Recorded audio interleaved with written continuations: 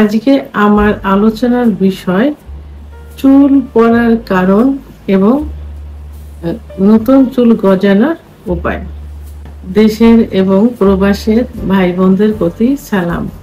আসসালামু আলাইকুম। আমি প্রভাষক ডাক্তার রিক্তা পারভিন, হোমিওপ্যাথি এবং আয়ুর্বেদিক চিকিৎসক। ছোট বড় সবারই কিন্তু এখন মাথার চুল পড়ে যাচ্ছে, আর চুল সৌন্দর্যের একটা প্রতীক। তো সবাই চুল বিভিন্ন স্টাইলে চুল রাখতে চায়। ছোটরাও কিন্তু সুন্দর করে চুল বাঁধে, অনেক ক্লিপ ব্যবহার করে, ভালো দেখা যায়।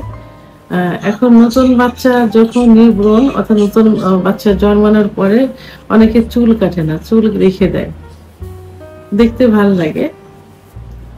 চুল ঘাড় বেয়ে চলে আসে, অনেক সময় একটু বড় হলে কাটে ভালো দেখার জন্য। আবার অনেকে ছোট বাচ্চাদের চুল কাটলে বেড়ে আঘাত লাগে, এটাও একটা আছে। তবে এখন সৌন্দর্যের জন্য অধিকাংশ লোক কিন্তু চুল রেখে দেয়।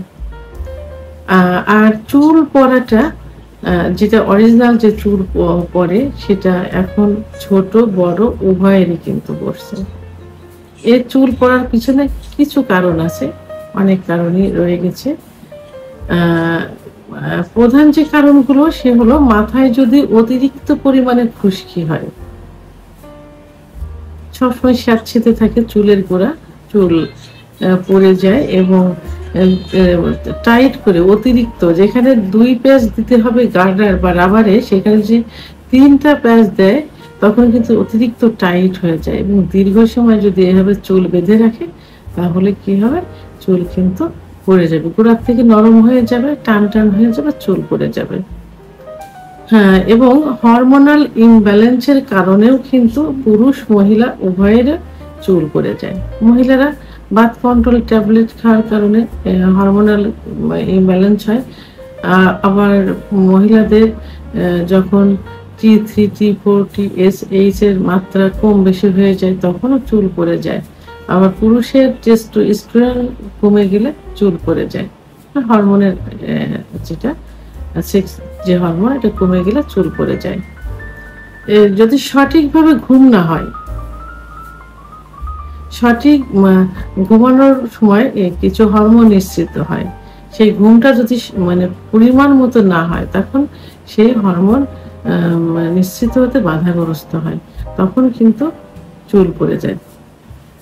চুল কালার করলে, অনেকে চুল বিভিন্ন কালার করে থাকে, কালারে কিন্তু কেমিক্যাল মেশানো থাকে। তো এই কালার করার কারণে এবং যদি অতিরিক্ত হিটে চুল শুকানো হয়, এবং অনেকে দেখা যায় যে যে টাওয়ালটা ব্যবহার করে সেই টাওয়ালটা দিয়ে ভেজা চুল এমন ভাবে ঘষে, অতিরিক্ত ঘষে থাকে চুলটা দ্রুত শুকানোর জন্য, পানিটা চুষে নেওয়ার জন্য, এই ক্ষেত্রে কিন্তু চুল পড়ে যায়। আবার অনেকে দেখা যায় যে পর্যাপ্ত পরিমাণ পানি পান করে না, আবার যে কারণে লিভারের সমস্যা হয়, টয়লেট ক্লিয়ার হয় না, লিভারের সমস্যা হলে কিন্তু চুল পড়ে যায়। আবার কিছু জেল ব্যবহার করে চুলে, কিছু তেল ব্যবহার করে, সুগন্ধি জাতীয় তেল, কিছু জেল যেগুলো চুলকে স্ট্রেট রাখে। তো এইসব কেমিক্যাল জাতীয় জেল, সুগন্ধি তেল, এই জাতীয় যদি সঠিক না হয় এবং সেগুলো যদি নকল হয়ে থাকে, 2 নাম্বার হয়ে থাকে, সেই ক্ষেত্রে কিন্তু চুল পড়ে যায়। আবার কিছু ভিটামিন রয়েছে, যে ভিটামিনের অভাবে কিন্তু মাথার চুল পড়ে যায়। এর মধ্যে প্রধান যে ভিটামিনটা সেটা হলো বায়োটিন। বায়োটিন একটা ভিটামিন রয়েছে, এই বায়োটিনের যদি অভাব হয় তাহলে মাথার চুল পড়ে যায়। এই বায়োটিনটা মিষ্টি আলু, ডিম, এর মধ্যে বাদাম, এর মধ্যে পর্যাপ্ত পরিমাণে বায়োটিন রয়েছে। আবার ভিটামিন ডির অভাবে কিন্তু মাথার চুল পড়ে যায়। ভিটামিন ডি খাবারে 20% থাকে এবং 80% প্রায় সূর্যের আলোতে থাকে। তো এক্ষেত্রে সূর্যের আলো যদি ভোরে সকাল 9টা থেকে 3টা পর্যন্ত যে সূর্যের আলোটা, ওটা বডিতে লাগানো যায়, চুলে লাগানো যায়, সেই বিশেষ করে বডিতে লাগালে ভিটামিন ডির অভাবটা পূরণ হয়।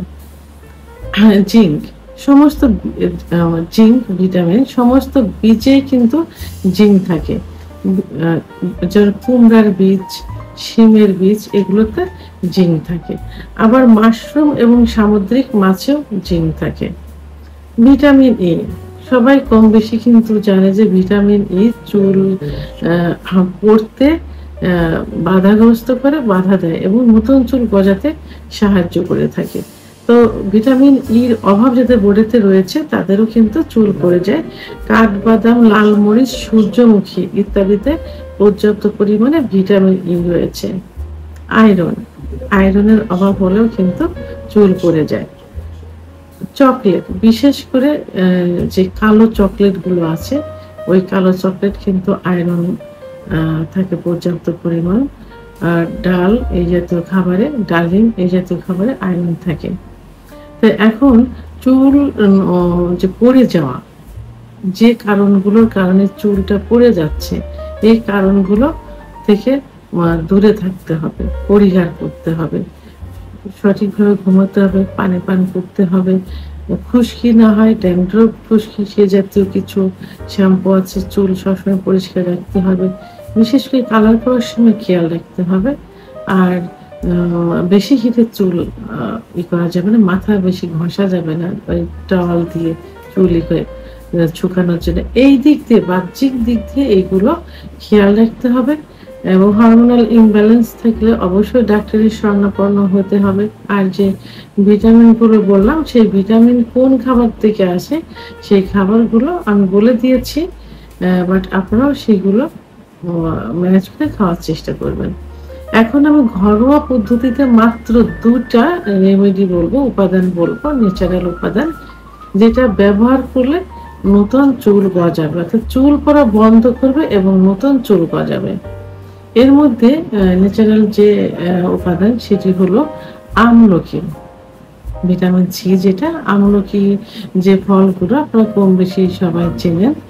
তো সেখানে আপনি কি করতে পারেন, এই আমলকি আপনি জুস তৈরি করতে পারেন এবং ব্লেন্ডে হোক আর থেতলিয়ে হোক তৈরি করে এটা তেলের ভিতর দিতে পারেন, নারিকেল তেলের ভিতর, অরিজিনাল নারিকেল তেলের ভিতর দিয়ে সপ্তাহে 2 দিন আপনি 2টা আমলকি পিষলেন অথবা 3টা আমলকি পিষলেন, পরিমাণ মতো নারিকেলের তেল মিক্সড করে রাত্রে চুলের গোড়ায় গোড়ায় এবং চুলে দিয়ে রাখলেন, সকালে শ্যাম্পু দিয়ে পরিষ্কার করে ফেলবেন। এইভাবে সপ্তাহে 3 দিন ব্যবহার করতে পারেন, 3 মাস পর্যন্ত।